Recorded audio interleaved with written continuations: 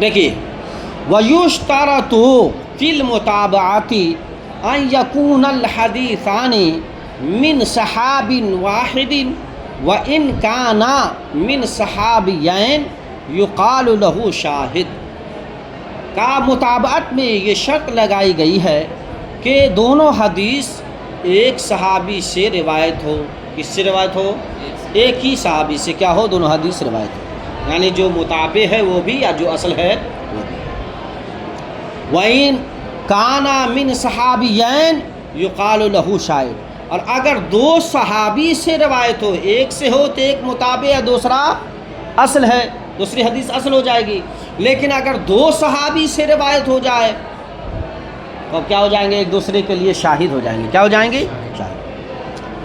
کہا اگر دو صحابی سے وہ حدیث مروی ہو تو اسے کیا کہیں گے؟ یقال لہ شاہدون، تو اسے شاہد کہیں گے، گواہ ہے۔ کما یقال لہ شاہد من حدیث ابی ہریرہ، جیسا کہ کہا جاتا ہے کہ اس کے لیے، یعنی اس حدیث اصل کے لیے ابو ہریرہ کی حدیث گواہ ہے، یعنی شاہد ہے۔ وَيُقَالُ لَهُ شَوَاهِدٌ، اور یہ بھی کہا جاتا ہے لہو شواہد، اس کے لیے بہت سارے شواہد ہیں۔ وَيَشْهَدُ بِهِ حَدِيثُ فُلَانٍ، اور یہ بھی کہا جاتا ہے کہ اس کے لیے فلاں کی حدیث گواہ ہے، یعنی شاہد ہے۔ ٹھیک ہے، یہ سب جملے ہیں عربی کے، عنوان عربی ہی میں آپ کو یاد کرنا پڑے گا کہ چونکہ ایسے ہی جملہ استعمال ہوتا ہے، ٹھیک ہے نا۔ وَبَعْضُهُمْ يَخُصُّونَ الْمُتَابِعَةَ بِالْمُوَافَقَةِ فِي اللَّفْظِ وَالشَّاهِدِ فِي الْمَعْنَى، اور بعض لوگوں نے فرق کیا، کہا مطابق اگر موافقت لفظ میں ہو تو اسے متابع بولیں گے۔ کیا بولیں گے؟ متابع، یعنی متابعت بولیں گے۔ کیا بولیں گے؟ متابع۔ اور اگر معنی میں ہو تو اسے کیا بولیں گے؟ شاہد بولیں گے۔ کیا بولیں گے؟ شاہد۔ بات ہے سمجھنا؟ کہا بعض لوگوں نے خاص کیا ہے مطابق کو موافقت فی اللفظ کے ذریعے اور شاہد کو معنی کے ذریعے، ٹھیک ہے، یعنی معنی میں ہو تو کیا ہو؟ شاہد ہے، لفظ میں ہو تو کیا ہو؟ مطابق ہے۔ سوا، اب انہوں نے عام کر دیا، سواء کان من صحاب واحد او من صحابین، خواہ ایک ہی صحابی سے روایت ہو یا دو صحابی سے روایت ہو۔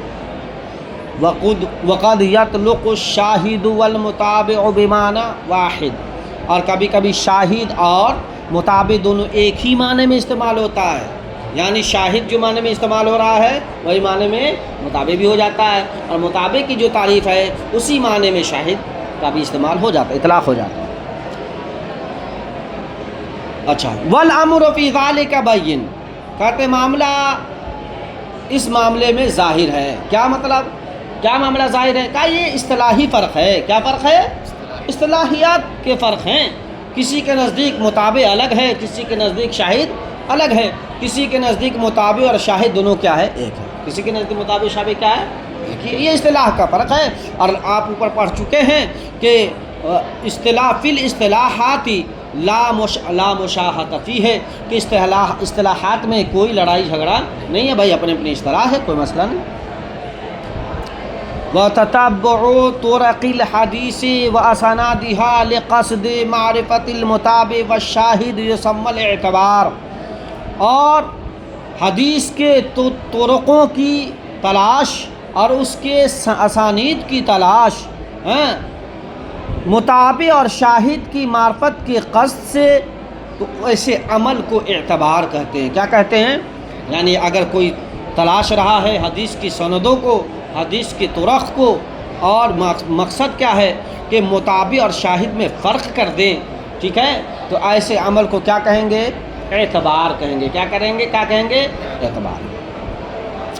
اب یہاں سے چوتھی فصل ہے، اس میں حدیث پاک کی جو اصل تقسیم ہے، قسم ہے، اس کا بیان کریں گے۔ حدیث صحیح کیا ہے، حدیث حسن کیا ہے، اور حدیث ضعیف کیا ہے۔